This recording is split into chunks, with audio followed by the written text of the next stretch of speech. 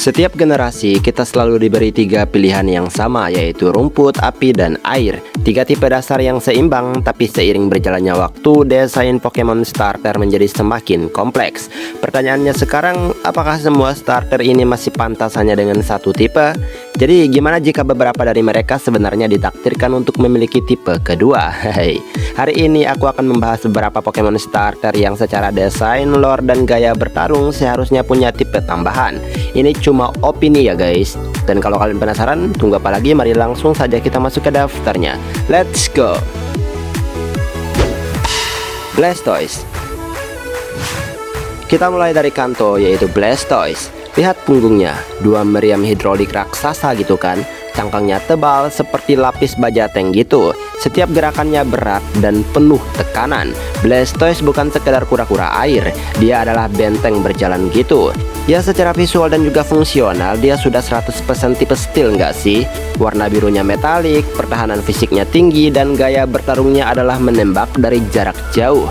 Bayangkan Mega Blastoise dengan tipe Water Steel, tahan terhadap tipe Ice, Naga, dan juga Batu. Ditambah Mega Launcher dan juga Flash Cannon, itu akan jadi salah satu Mega yang paling menakutkan. Game Freak sudah mendesainnya seperti baja, ya tinggal dikasih tipenya aja sebenarnya ya. Meganium. Sebenarnya Meganium saat ini mendapatkan tipe Fairy, tapi coba kita lihat deh, ini starter yang paling tenang dan damai, tidak agresif dan tidak menakutkan. Meganium adalah simbol kehidupan. Bunga di lehernya bisa menenangkan pertikaian dan menyembuhkan penyakit. Jurus andalannya aromaterapi dan juga sintesis. Itu semua adalah ciri khas tipe Fairy.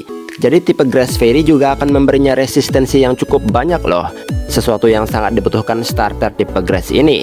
Ya meskipun juga dia mendapatkan tipe Fairy di Mega Evolution-nya, tapi kalau melihat dari segi penampilan tanpa Mega Evolution juga dia udah cocok banget buat jadi tipe Fairy nggak sih? Sceptile. Oke, kita masuk di Hoenn Regen, yaitu Sceptile. Dia satu-satunya Pokemon starter yang enggak mendapatkan kombinasi tipe di tahap akhir ya di generasi ini. Ya meskipun memang saat melakukan Mega Evolution mendapatkan tipe Dragon, tapi itu di luar dari bentuk utamanya.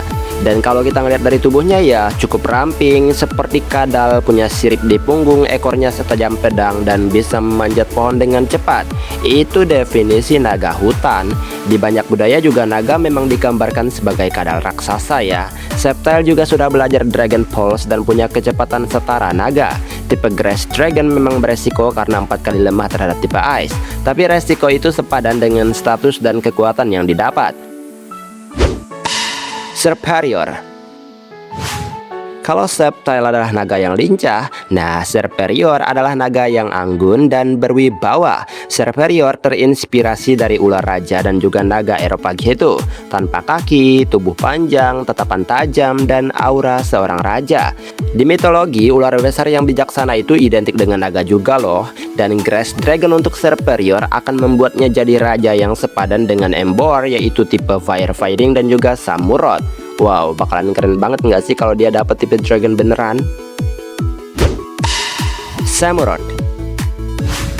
Sekarang kita masuk di Unova lagi, yaitu Samurott. Desainnya samurai gitu kan, memegang dua pedang di lengannya, posturnya tegap dan terhormat.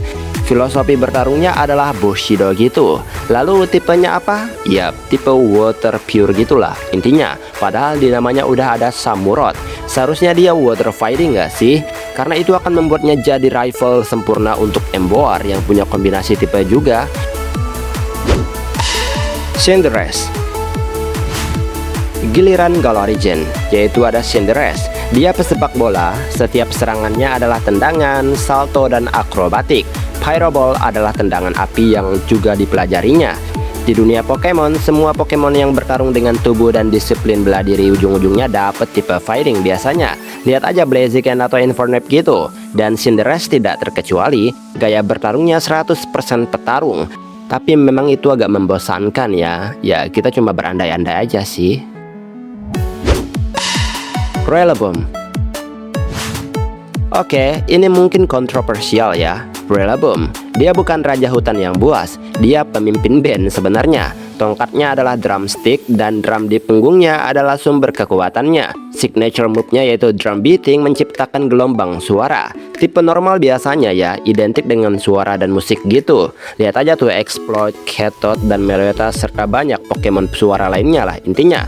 Jadi Grass normal akan membuatnya terasa lebih komunal dan mendukung tim gitu, sesuai dengan ability Grassy Source-nya gitu.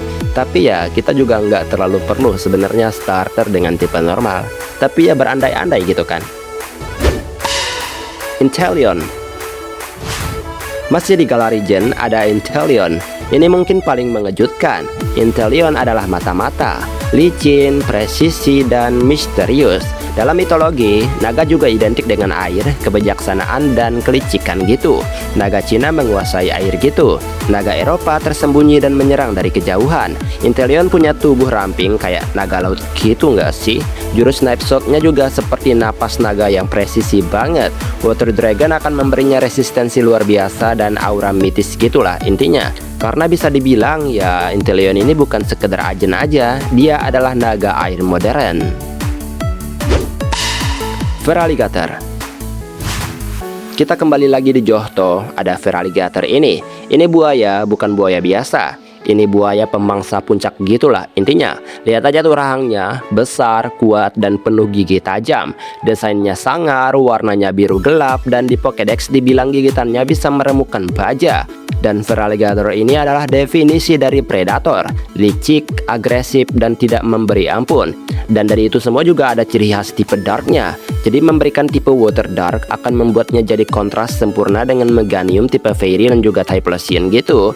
3 starter Johto dengan 3 filosofi. Typhlosion. Dan di nomor pertama aku pilih Typhlosion versi Johto ya. Sekarang kita bedah kenapa bukan tipe Ghost. Ya karena itu sudah dipakai Hisuian form gitu kan. Lihat Typhlosion Johto. Dia adalah Badger, hewan yang hidup di dalam tanah dan membuat liang. Api di punggungnya meledak saat dia marah, menciptakan guncangan gitu. Dalam banyak game, ledakan dan getaran itu identik banget dengan tipe Ground. Tipe Fire Ground akan memberinya imun terhadap tipe listrik dan juga resistensi ke tipe batu. Ini juga membuatnya jadi satu-satunya starter dengan kombinasi tersebut. Ya secara lore memang Typhlosion ini bisa menciptakan letusan besar dari tanah. Dia bukan hanya membakar, dia juga mengguncang. Dan Typhlosion Johto adalah gunung berapi berjalan. Dan itulah beberapa starter yang menurutku nih harusnya punya tipe kedua gitu nggak sih? Kalau menurut kalian ada yang nggak cocok atau menurut kalian ada pendapat lain gitu tipe yang cocok? Tulis di kolom komentar ya teman-teman. Ya lagi pula ini hanyalah opini ya. Baiklah sampai di sini video hari ini. Maaf jika ada kesalahan kata atau mungkin ada kalimat yang kurang tepat, mohon bantu koreksi.